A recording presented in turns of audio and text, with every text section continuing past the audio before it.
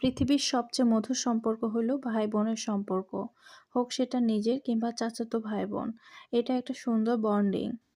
So hello everyone, আসসালামু আলাইকুম। কেমন আছেন সবাই? সবাই নিশ্চয়ই অনেক ভালো আছেন। তো এইটা দেখেন তো, শীতের সময় সরিষার ফুল দেখবেন না তা তো হতেই পারে না। গ্রামে আসবো, সরিষার ক্ষেত দেখবো না, গ্রামের বিভিন্ন জায়গায় ঘুরতে বেরোবো না, এটা তো হতেই পারে না, তাই না? কারণ আমরা অনেক অধীর আগ্রহে থাকি কবে শীতকাল আসবে আর বাবার বাসায় গিয়ে মজার মজার খাবার খাবো, পিঠাপুলি খাবো এবং সব ভাই বোনেরা একত্রিত হয়ে বিভিন্ন জায়গায় ঘুরতে যাব। তো আমি চলে এসেছি আমার বাবার বাসায় নওগাঁয়। নওগাঁর ঐতিহ্যবাহী একটা জায়গা হলো আলতাদিঘি, সেটা ধামইরহাটে অবস্থিত। তো আপনারা নওগাঁ যারা আছেন তারা হয়তোবা এই ভিডিও দেখে অনেকেই চিনতে পারছেন। এটা নওগাঁর আলতাদিঘি। তো সেদিন আমরা গিয়েছিলাম পাহাড়পুরে, আজকে গিয়েছি আলতাদিঘিতে। তো সারাদিন অনেক ঘোরাঘুরি করলাম। আলতাদিঘির এই ভিউটা দেখলে আমার মনে হয় সাজেক যাইতে হবে না। যারা উত্তরবঙ্গের মানুষ, সাজেক দেখার অনেক আগ্রহ। এই জায়গাটাতে, এই উঁচু থামটাতে আসলেই এই ভিউটা দেখলে মনে হয় ছোটোখাটো একটা সাজেক ভ্যালি।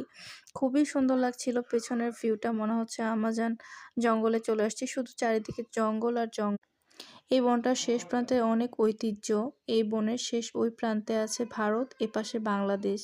ভারত বাংলাদেশের মাঝখানে এই আলতাদিঘিটা। এখানে এই জঙ্গলে থাকতো আগে নাকি বড় বড় সাপ দেখা যেত, অজগর সাপ, এছাড়া শেয়াল।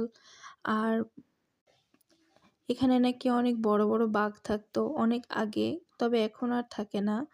আর এখানে ঘোরাফেরা করার জন্য ট্যুরিস্টদের কোনো থাকা খাওয়ার কোনো কিছুরই ব্যবস্থা নাই, তেমন কোনো ব্যবস্থা নাই। আপনারা আসলে আসলে নিরাশ হবেন, দূর থেকে আসলে নিরাশ হয়ে যাবেন।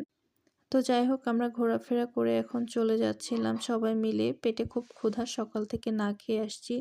দুপুরবেলা এসে যাই হোক, এই যে বললাম না, তেমন কোনো সুব্যবস্থা নাই। তো সবাই মিলে চটপটি, ফুচকা, মুড়ি মাখা, আইসক্রিম এগুলো খাইলাম আর আমি সব শেষে কফি খেয়ে নিলাম। আবারও ঘুরতে বের হইলাম আমরা। আসলে আমার সাথে একটা বোন ছিল, ডাক্তারনি বোন। ও আবার অনেক করতে ভালোবাসে আর আমার ছোট বোন আছে। একসাথে সবাই গবেষণা করছে এখানে কি কি ধরনের গাছপালা আছে। যেহেতু বনটা অনেক প্রাচীন, তো আমরা ঘুরে ঘুরে দেখতেছিলাম এই বনের মধ্যে কি কি প্রাচীন ঐতিহ্য বা কি কি গাছপালা মানে দেখা যায় আর কি। তারপরে এই যে এই দিঘি, এটাই হচ্ছে রাজা রানীর তৈরি একটি ঐতিহাসিক দিঘি, আলতা দিঘি নামে পরিচিত। তো তেমন কোনো সুন্দর না,